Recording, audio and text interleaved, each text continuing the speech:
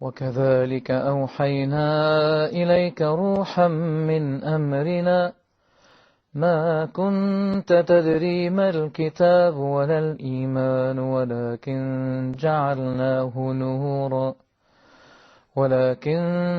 جعلناه نورا نهدي به من نشاء من عبادنا وإنك لتهدي إلى صراط مستقيم صراط الله الذي له ما في السماوات وما في الأرض ألا إلى الله تصير الأمور. Welcome to Take a Break. This is Yusuf Estes with a program that helps us to stop somewhere in the day and say, hey, wait a minute, what's going on with this? Let's take a break and look and think about what we're saying when we mention things in Islam, what we're really meaning by these expressions that we use. And I'll let you know that we've had a lot of response already on this topic of extremism in Islam. I'm surprised at how many of you are interested in this topic, so we're going to kind of go back and revisit that again and talk about this extremism. We've already discussed the verses of Quran showing us that this life is a test for us. This is something where Allah puts people into ibtila. These are tests coming from Allah. I would like to share with you a verse from the Quran in Surah Al-Fajr. And if you'll read this and think about it, reflect on it, take a break on this one, it'll really help you to see the test. When Allah says, whenever He tests the human beings by giving them His favor and His akram, His generosity, and the success that He gives them, then they say, my Lord has honored me, akraman.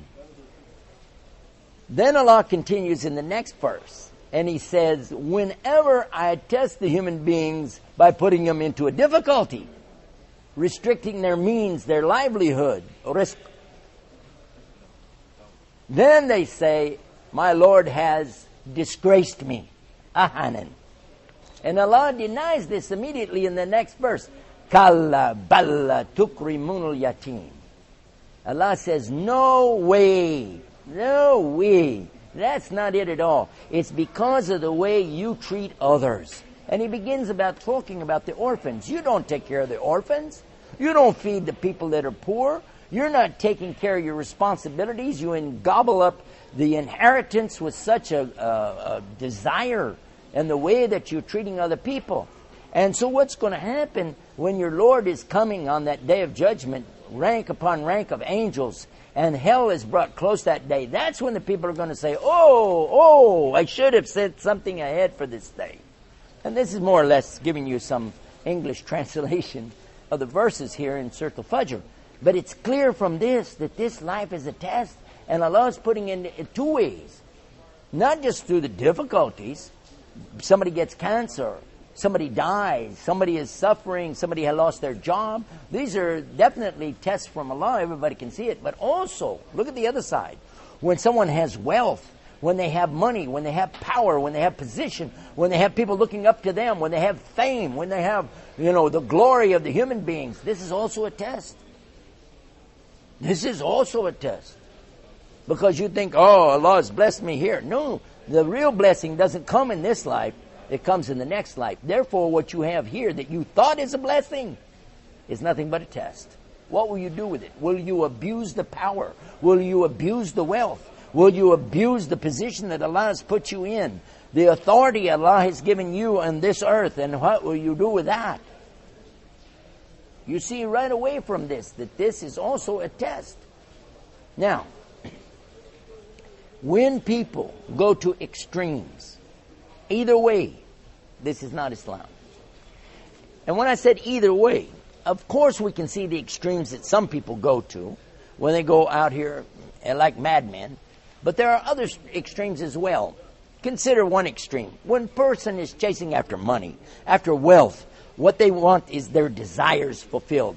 More than anything, they think that whatever I get in this life, this is going to make me feel good. I'm going to get peace. If I just had more fame, if I had more money, if I had, a bigger car, if I have a bigger house, if I have a beautiful wife, or if I have a handsome husband, whatever. Those things that you're looking for in this life are not going to satisfy you. Not ever. Because it will change. The things of this world always change. They don't stay the same. Right? Okay, think. Take a break. Think what I'm telling you. Because what's going to happen after that husband becomes old? What happens after that wife starts getting really heavy? Or what happens when that house starts falling apart? Or when the car is not so pretty anymore? What happens then? So the person will be looking for something else. And you're always going to be looking for other things to be satisfied in this life. And you're never going to find satisfaction in this life until and unless you reach the point to say that, hey, my purpose here is to worship Him alone without partners. If I reach that conclusion, then and only then can I start to become successful. Now, let's go the other way. Let's think about something else. When I'm talking to you on the subject of getting wealth and extreme that way, what about a person who purposely puts themselves in an extreme the other way? It could happen. And it has in the past. People refuse wealth. They turn away from it. And they want to live poor. They make themselves and their family live poor. They make themselves and their family in a disgraceful condition. To what extent that even some people, you look at them and you say, oh, if this is Islam, I don't need this. Look at this guy. He has no food. He has no house. He's given everything to everybody else. He's always so generous with everybody. But what about his family? Did his wife ask to be put in this condition? Did his children say, hey, Dad, we want to grow up with no food, no education? No.